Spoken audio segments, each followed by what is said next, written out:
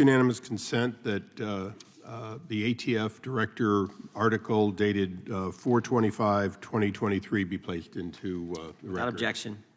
Gentleman from California is recognized for 5 minutes. Thank you, Mr. Chairman. Director, are you an expert in firearms?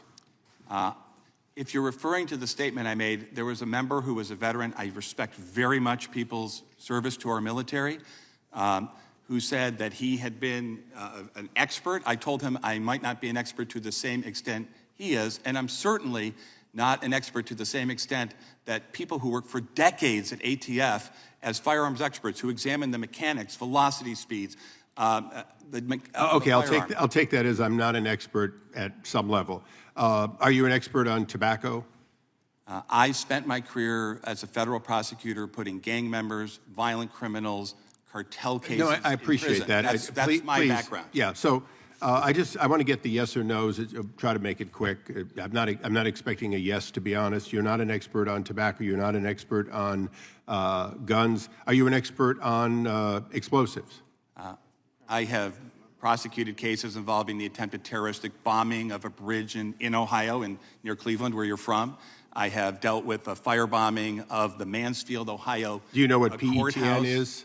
I'm sorry? You know what PETN is? I don't hold myself out as a technical expert in every aspect of firearms, have but you worked I'm an expert in dealing with violent crime. Okay, so you know what a prosecutor knows. You have no expertise specifically in what the men and women of the ATF in various stages are experts on. Is that correct?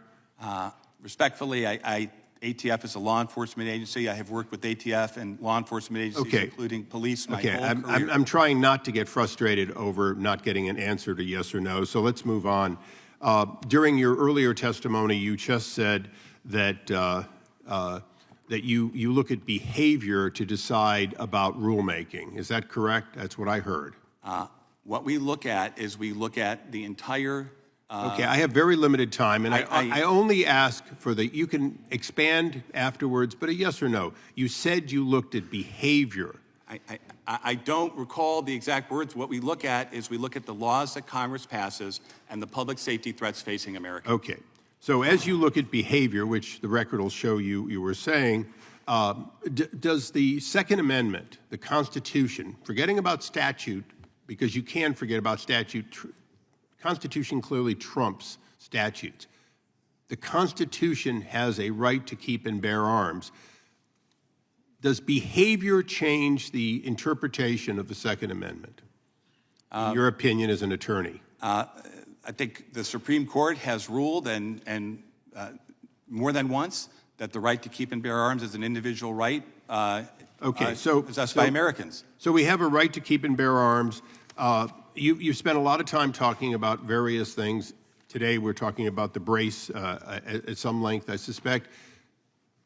Does the brace increase the accuracy of a pistol, in your opinion, to the extent that you know? Congress said... No, don't answer. No, excuse me.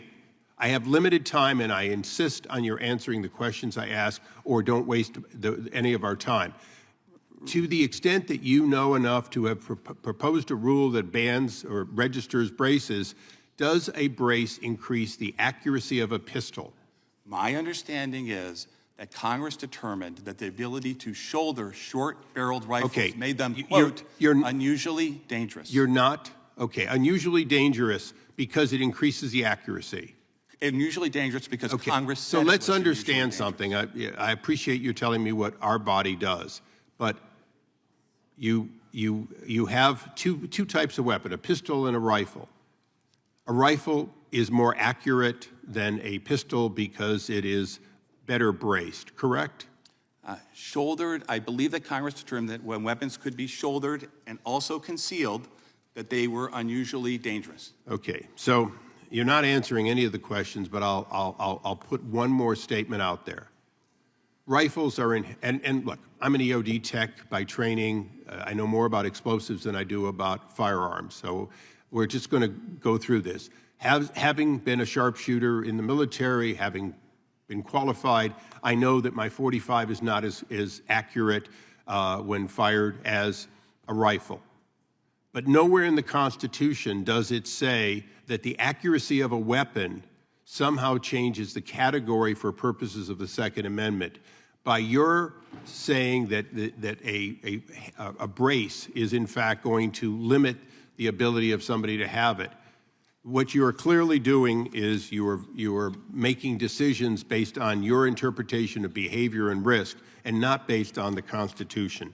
So we look forward to additional dialogue with you. I would appreciate in the future that you really do consider whether or not a yes or no should be answered first before you go on with what Congress has passed. And with that, I yield back, Mr. Chairman.